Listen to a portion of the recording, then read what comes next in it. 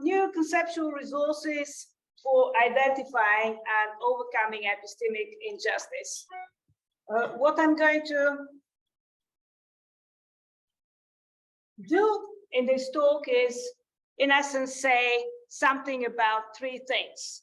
The first is articulate key conceptual resources that come out of a research collaboration. The camera is not working. I just need to reset it. Right. So they can't see you online. Sorry about that. As long as they can see the talk, that's absolutely fine. I don't think that they need to see me. Just let's stick to the presentation if they can see the PowerPoints. Yes, they can see the PowerPoint. Yes, let's then keep going, and then in the conversation we'll then try to get them back. Okay, so this project that I have been working on with colleagues from the University of Johannesburg for the past 4 years is titled Epistemic Injustice, Reasons and Agency. So I'll say something about the resources and the, as it were, key takeaway messages from this project. Then I will outline the critical potential that I believe these resources might have for health and social care.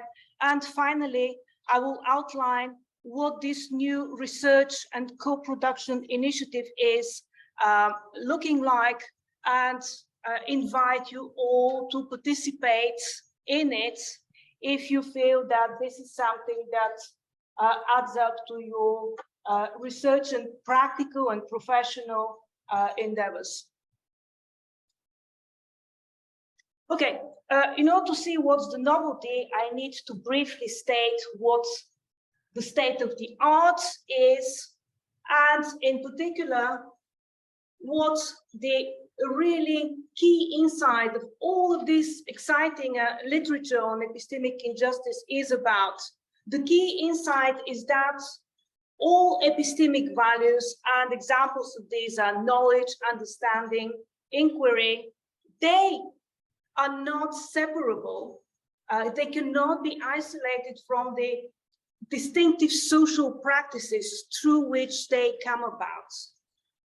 Why does it matter? It matters because these practices can often be problematic by undermining groups and individuals as inquirers, as knowers, as interpreters, as communicators. In other words, any aspect of what we might term their epistemic agency, right? And the outcome of this realization is that ultimately epistemic normativity is much richer. In other words, we shouldn't only ask ourselves questions about, is it true? Is it well justified? We should be asking ourselves richer questions that open up towards the ethics of knowing, but also of ignoring with others, but also to the exclusion of others. The paradigm case from which all of this literature has developed looks like that. We have a case of a truthful and relevant testimony, which nevertheless is disbelieved and ignored because of some unwarranted prejudice about a social identity that the person who is offering the testimony is associated with. So, therefore, what is well developed as a result are tools for identifying this kind of testimonial epistemic injustice. And moreover, some of these tools have been shown how exactly they can be applied to clinical practice, and in particular to psychiatric practice. And the references are at the end of the presentation indeed. Okay, against this background, what have we done that is different and that is novel? The first thing that we did is really to kind of redirect focus on the epistemic dimension rather than merely the social dimension of epistemic injustice. In other words, we looked at how exactly our epistemic values undermine when epistemic agents are undermined. And two things sprang immediately to our attention. And afterwards, of course, we worked a lot on them. And it was indeed confirmed from our reflection on these phenomena. On the one hand, we have distorting and disempowering effects, which do not simply stay with the epistemic agency of individuals and groups, but also are wider and move towards their personal and practical agency as well. And on the other hand, we have a very clear loss of epistemic value. In cases of epistemic injustice, in all cases of epistemic injustice, there is loss of epistemic value. So the upshot is that, as we can think of epistemic injustice, obviously there are imbalances, right? There will be privileged and underprivileged epistemic agents. And what we discovered is that epistemic injustice affects both of those groups severely. And we can say that roughly the greater practical loss will come to the underprivileged knowers. Their practical agency is going to be more affected by epistemic injustice than their epistemic agency. By contrast, privileged knowers, as a result of their privileged standing in an unjust epistemic environment, the main shortcoming for them is going to be greater epistemic loss. In other words, the privilege comes with a kind of ignorance, lack of understanding of even one's own position, right? That kind of ignorance. So in essence, they do not understand the world that makes them be in a position of power. They do not understand how that works because they take it to be the natural state of affairs. And moreover, that tells us that epistemic injustice really do not have net beneficiaries, right? It isn't, as it were, that some epistemic goods are inappropriately distributed. No, and that some people get more of it rather than others getting less of it. Ultimately, there is a great disruption that affects everybody. So to give you examples of these new resources, one of them, and these are just titles that are associated with the things that you see, the titles on the slide are different publications that are associated with this project. So the first example is practical epistemic injustice. And this is something that I put forward in order to demonstrate that in many of the cases, it is not through exclusion, it is not through ignoring people or thinking that they have nothing to say or they have no reasons for what they're doing that epistemic injustice works. Because remember, it was about undermining epistemic agents. One of the ways in which epistemic injustice might work is, on the contrary, by excessive scrutiny, by a constant requirement to explain oneself, to give the reasons as to why one is doing this, to justify oneself. And this kind of attention, this constant being in the spotlight in the wrong kind of way, is something that also leads to a threat of self-understanding.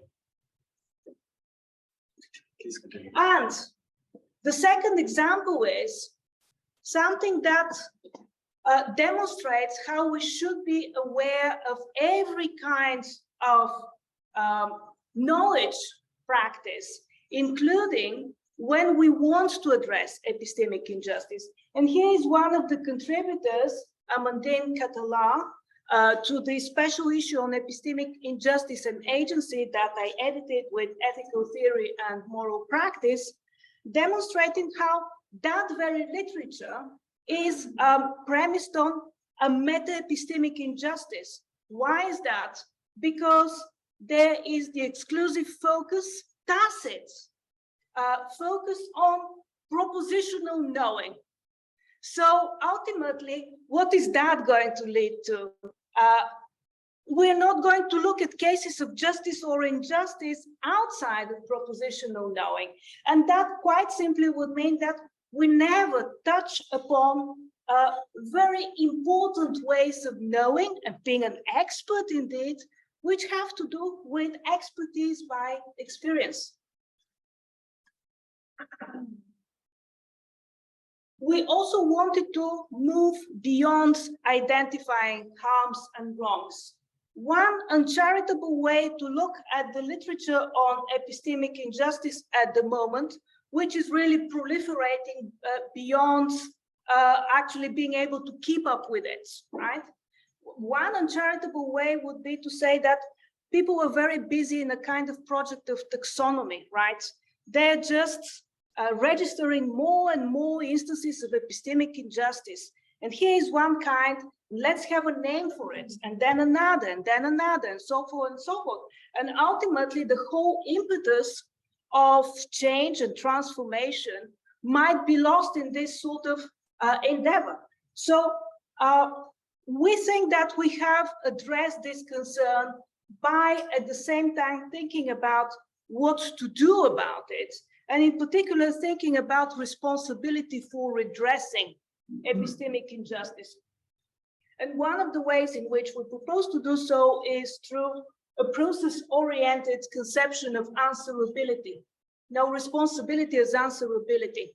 And this is the kind of idea that allows us to think both in terms of backward-looking and forward-looking responsibility, and also to think about, I mentioned inappropriate scrutiny being particularly paralyzing, exactly leveling the playing field in terms of scrutiny, moral scrutiny, epistemic scrutiny, professional scrutiny, and so on and so forth, and providing the kind of conceptual tools for that work.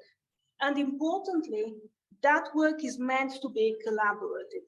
So it is a non-adversarial way of moving forward, thinking about internal and external critique of different knowledge communities that would enable them to recreate themselves by acknowledging the significant epistemic values that they are able to realize, but not staying with the way in which they go about at a particular moment in time.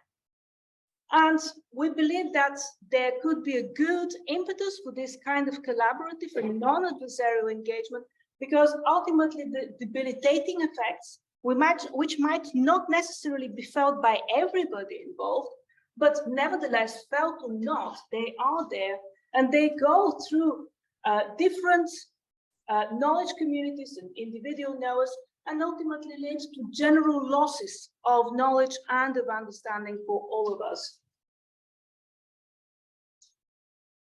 A particular focal point, which also is going to be relevant to the critical potential of this theoretical work, critical potential for practice, is that we specifically aimed to anticipate and redress what can be termed secondary and not only primary epistemic injustices. And to give you an example of what the contrast is about, underprivileged groups and individuals may be invited to contribute as epistemic agents instead of being wrongly excluded as irrelevant.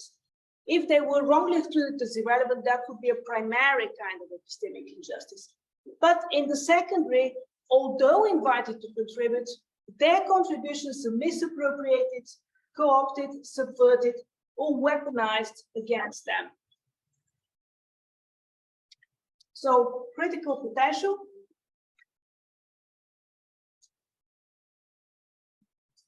The critical potential is that from what I have seen and my collaborators have seen, often participatory initiatives seem to target mainly the social rather than the epistemic dimension of epistemic injustice as well. So the sort of inclusion without the details of how that inclusion is supposed to work, for instance. And Also, when the epistemic dimension is also addressed, this seems to be mainly in terms of primary epistemic injustice. And an example of what I have in mind is, for instance, I have seen in the literature very often clinical de-biasing and implicit biases often associated with epistemic injustice. There seems to be the kind of idea that implicit bias is ultimately what leads or is very likely to lead to epistemic injustice. And therefore, if we stepped back and we started addressing the biases, the implicit biases, therefore we're going to be in a better position to not have to commit epistemic injustices or just be kind of complacent with them. And the vocabulary there is kind of pretty strong. We need to override our habitual and implicit associations, their forcing functions, their ongoing imperatives, checklists, constant self-monitoring, and self-imposing of rules, right? And that is supposed to be the way that in particular the clinicians or the healthcare practitioners more widely tackle the issues of that they might encounter in their clinical practice. How to take seriously, for instance, the testimony of their patients, right, or service users. But even on its own term, this project is quite risky because the literature on implicit bias has demonstrated to us that bias works through awareness rather than through endorsement. So making people more and more aware of the implicit biases might be, in fact, counterproductive, and not only counterproductive, but also leading to increased epistemic costs for them. In other words, it distracts them and makes it difficult for them to see as salient the features of the situation, the communication in which they find themselves, because they're trying to track something else, a pre-existing list of potential biases. So, by contrast, what we propose is much more holistic, and the thought is that there is at least an initial theoretical framework and some initial conceptual tools for the collaborative exploration of effective strategies to identifying and overcoming epistemic injustices in practice.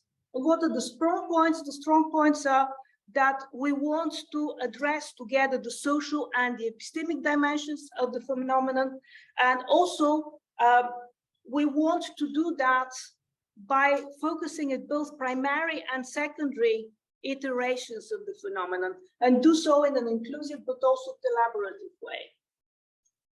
So the underlying ambition of the project that hopefully we are going to launch together today, the ambition is quite simply to develop, test, and document new collaborative strategies for addressing epistemic injustice in healthcare and social care settings, and to do so through some philosophical methodologies, which are innovative in particular that in the fact that they're going to be used in participatory settings, right? The Socratic dialogue, the standpoint epistemology, and then the field work in terms of conceptual and phenomenological analysis.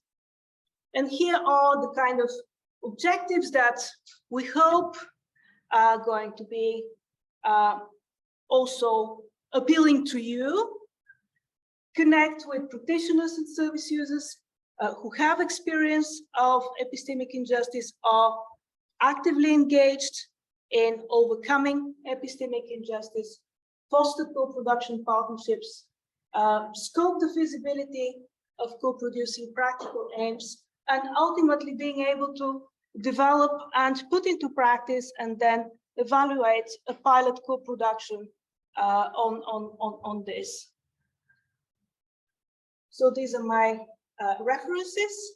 Of course, the PowerPoint will be available on our website. And thank you for your attention. And we have 6 minutes for questions.